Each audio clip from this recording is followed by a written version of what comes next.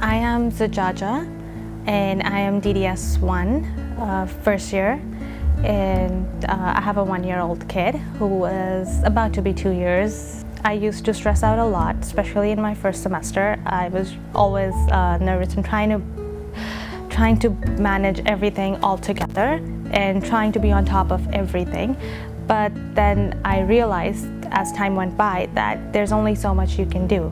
For example, if school's getting way too stressed, or if one course is becoming too much to take on at one point, then I try to take a step back and tell myself, where does it all fit in the bigger picture? It's one course of a 4-year degree. I can reach out and ask for help. That's also another coping mechanism, to try and ask for help and see if things work out. Before the first final of my first semester, I had something going on in my family life as well, and I felt severely sick the day before.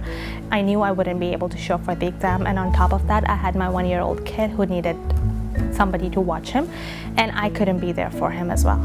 I, at that point, felt honestly that, oh my God, what's going to happen? I'm probably going to be kicked. I had all these negative thoughts coming to me. I'm going to be kicked out of the program.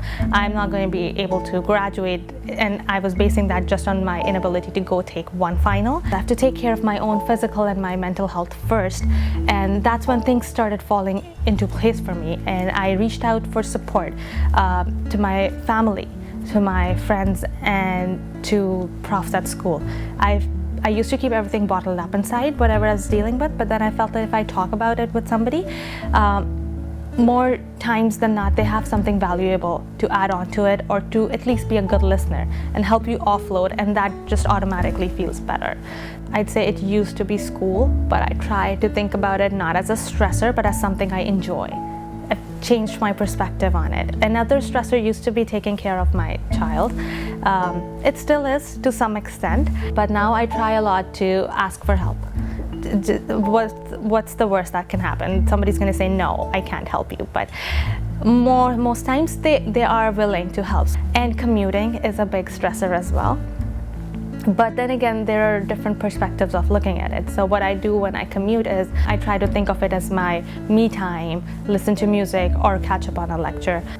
When I'm at a low point, well, the first thing I look at is my kid, because he is the apple of my eyes. He basically helps put everything in perspective, because when I look at him, I kind of see where everything fits in the bigger picture. To me, resilience means if you have a setback, you try to deal with it. It's not the end of life. So resilience just means looking at life in a broader perspective, not thinking this is the end of the world. So I would say, as long as you have that mindset ingrained in you, you are resilient.